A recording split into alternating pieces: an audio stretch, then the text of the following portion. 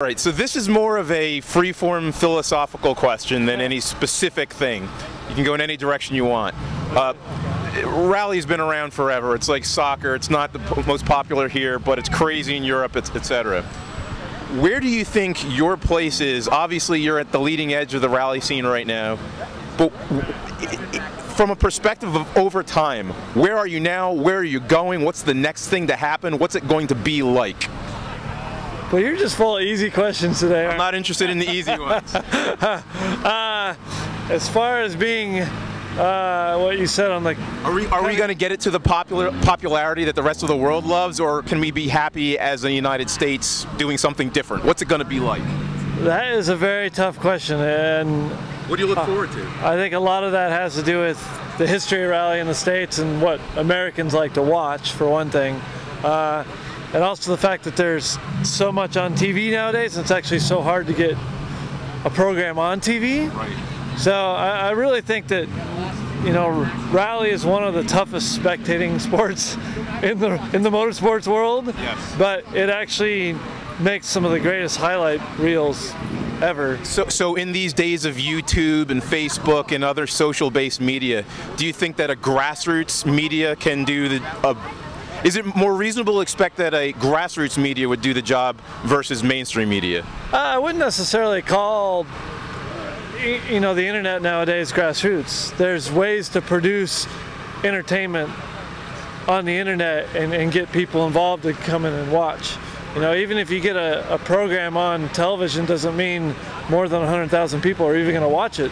But you can get 100,000 views on a rally over a weekend. So, you know, I think there's ways to bring people in if the content is produced very well. And actually WRC.com is proving that right now. They have great content and a lot of views and a lot of people coming in to watch rally around the world right there on the internet.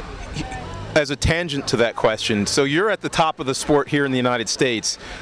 I think it's fairly intimidating for the guy who doesn't know how to get in when he sees a Ken Block tearing it up. How do you respond to, how would you call for participation from privateers, grassroots guys? How do you say, hey, I'm Ken Block, come and have some fun with me? Well, there's great ways to start though. You can start very cheaply with a two-wheel drive car, a two-wheel drive, front-wheel drive car, or a rear-wheel drive car. And you know, that's a great way to get into the sport and learn the basics and then start moving on up. Obviously these monster Subarus that we drive nowadays are fire breathers with over 300 horsepower and can go very fast, because we get you in a lot of trouble very quick too. Well, somebody could show up with something like that, for instance, a Volkswagen. Amazing, look at that, it looks like a daily driver with this roll cage in it, you know? And you can have a lot of fun with that. Do you, when you go to a rally, feel that you're running against guys like that, or are you just paying attention to the big guys like Seamus or Tom Lawless or Travis? Or well, you know, on the tarmac, as long as it's dry, the four-wheel drive really isn't that big of an advantage. So a very good, fast two-wheel drive car, either front-wheel drive or rear-wheel drive, can actually be very competitive at an event like this. So, you know, once we saw what the weather was going to do, I knew that there was only a certain amount of guys that I was going to be competing against. But it was a good, tough weekend, though, with those guys. And by the way, here's a bit of propaganda that I'd like you to be my propaganda tool. I would like you to say specifically, because we're a Volkswagen Audi enthusiast group, Volkswagen guys, stop being get your ass out here and run against me, Ken Block. In your words. Hey, you know what?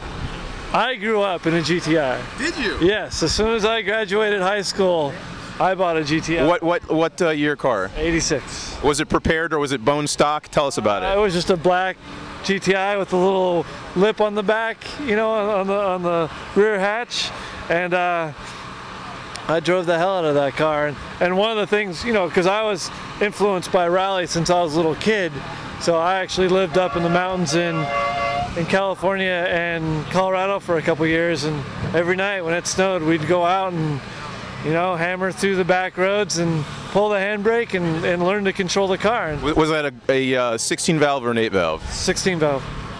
So, you know, but that's That's what those cars are made to do, and they're very fun. And So what should these Volkswagen guys do? this to me is just the next step up from that. You know, the cars are amazingly capable. You put a roll cage in them, you can come out and do events like this. So you guys should get out here. Say it again, like right in the camera. Yeah, you guys should get out here.